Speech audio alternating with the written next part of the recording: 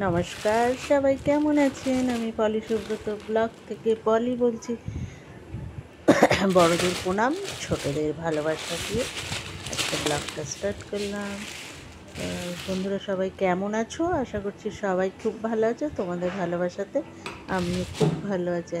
তা আজকে একটা শোল মাছের রেসিপি নিয়ে চলে এলাম। আমি কিভাবে রান্না করি সেটাই তোমাদেরকে শেয়ার করছি। তো বন্ধুরা অবশ্যই দেখবে, স্কিপ করবে না, ফুল ওয়াচ করে ভিডিওটা একটু দেখো। আর দেখতে দেখতে যদি একটু ভালো লেগে থাকে তাহলে একটা লাইক কমেন্ট অবশ্যই করবে। তো দেখো, একটা শোল মাছটা কি দেখতেই পেলে বন্ধুরা, শোল মাছটা জ্যান্ত শোল মাছ। এবার শোল মাছটাকে কাটতে হবে।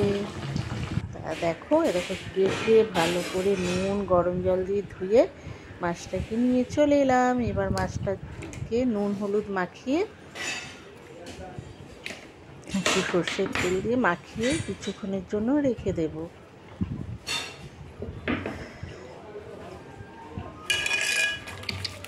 মাছটাকে খুব ভালো করে মাখিয়ে নিই।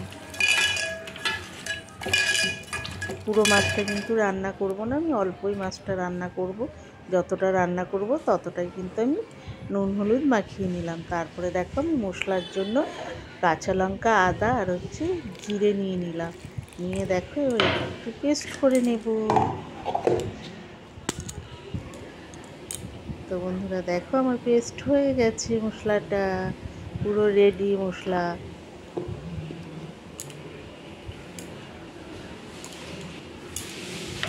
তারপরে দেখো, গ্যাসটা ধরিয়ে নিচ্ছি, কড়াই বসিয়ে দিয়েছি।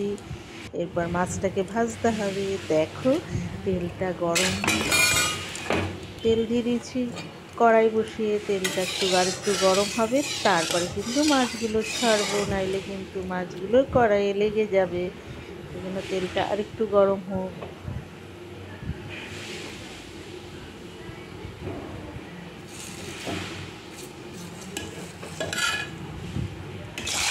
দেখো, তেলটা গরম হয়ে গেছে। এবার আমি মাছগুলো দিয়ে দিচ্ছি কড়াইয়ে।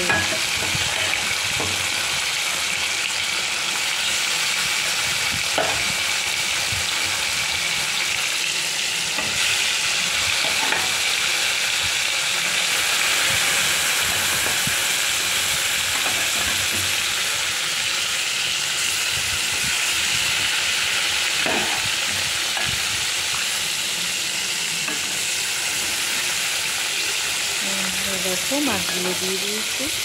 এবার কিছুক্ষণ পরে মাছগুলোকে উল্টাবো। এক পিঠ হয়ে গেলে, তা দেখো এক পিঠ হয়ে গেছে, আর একটুটা উল্টে দিলাম।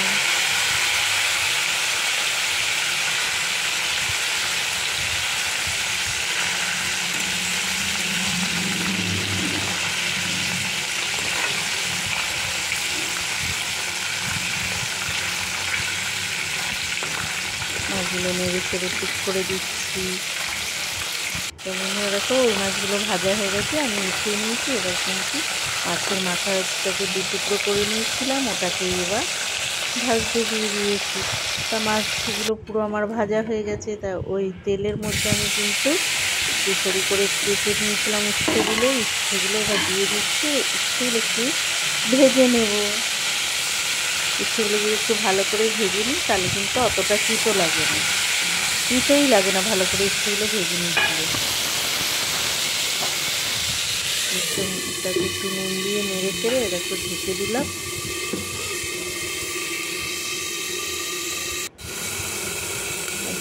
দু তিন মিনিট পর আবার ঢাকাটা খুলে নিলাম। খুলে আবার আর একটু নেড়ে চেড়ে দেবো। নাড়া দিয়ে দিই, এবার একটু নাড়া দিয়ে দিলাম।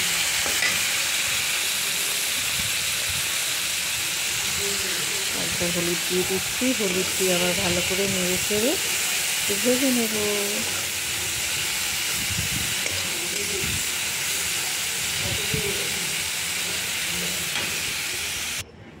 তো দেখো, আমার উচ্ছেগুলো ভাজা হয়ে গেছে। তারপর আমি দেখো দিয়ে দিলাম কালো জিরে। ফোড়নে কালো জিরে দিয়ে দিলাম। তেলটা গরম হয়ে গেছিলো, তারপরে কালো জিরে দিলাম ফোড়নে। তারপরে কেটে রাখা আলুগুলো আমি দিয়ে দিচ্ছি। আলুগুলো একটু লাল লাল করে ভেজে নেব।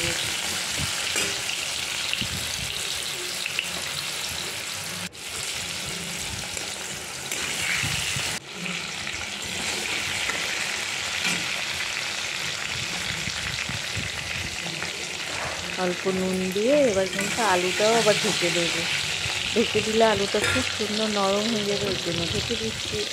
ভাজাটাও খুব ভালো হবে। তা দেখো আলুগুলো কিন্তু আমার ভাজা হয়ে গেছে, কি সুন্দর লাল লাল করে ভাজা হয়ে গেছে আমার আলুগুলো। তারপরে এবার আলুতে হলুদ দিয়ে দিলাম, হলুদ দিয়ে আবার একটু ভালো করে নেড়ে চেড়ে নেব। তারপরে মশলা বাটা মশলাটা দিয়ে দেবো। কিন্তু এই মাছটায় কিন্তু আমি আদা জিরে কাঁচা লঙ্কাই ব্যবহার করছি, কোনো পেঁয়াজ আদা দিয়েছি, পেঁয়াজ রসুন কিছু ব্যবহার করছি না। আর গরম মশলাও কিন্তু আমি দেবো না, যেহেতু আমি ইচ্ছে দিয়ে করছি। দেখো মশলাটা দিয়ে দিয়েছি, এবং মশলাটা দিয়ে ভালো করে আমি কিন্তু কষিয়ে নেব। মশলাটা দেখো ভালোভাবে কষানো হয়ে গেছে, চারিদিক দিয়ে তেল ছাড়ছে, মশলা আমার কষানো হয়ে এসছে। মশলার মিষ্টির বাটিটা দিয়ে আবার একটু জল দিয়ে আরও ভালো করে আবার একটু কষিয়ে নেব। দেখো আলু কি সুন্দর সেদ্ধ হয়ে গেছে আমার, আলুও সেদ্ধ হয়ে গেছে আমার সুন্দর। তারপরে দেখো ভেজে রাখা উচ্ছেগুলো দিয়ে দিলাম, উচ্ছেগুলো দিয়েও কিন্তু আমি ভালো করে কষিয়ে নেব। ভালো মোটামুটি আমার কষানো ভালোভাবে হয়েই গেছে। এরপর আমি মাছগুলো ভেজে রাখা মাছগুলোও কিন্তু দিয়ে দিলাম। মাছগুলো দিয়েও আমি কিন্তু ভালো করে একটু নেড়ে চেড়ে নেব।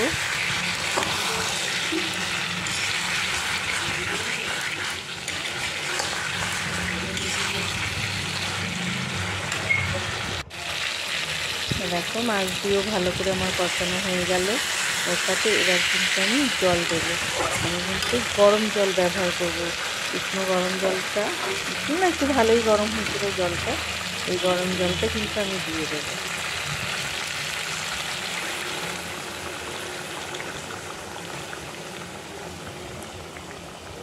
তো গরম জলটা তোমাদেরকে দেখিয়ে দিলাম যে জলটা গরম, বন্ধুরা দেখো। আর কিন্তু আমি জল দেব না, এবার কিন্তু আমি নেড়ে চেড়ে ভালো করে এবার ঢেকে দেবো। দেখো ঢেকে দিয়ে 2-3 মিনিট পর এসে দেখছি বেশ টকবক টকবক করে মাছের ঝোলটা ফুটছে। বন্ধুরা আজকের মতো ভিডিওটা এখানেই শেষ করছি। তোমরা অবশ্যই লাইক কমেন্ট শেয়ার করবে, নতুন বন্ধুরা হলে অবশ্যই সাবস্ক্রাইব করে আমার পাশে থাকবে।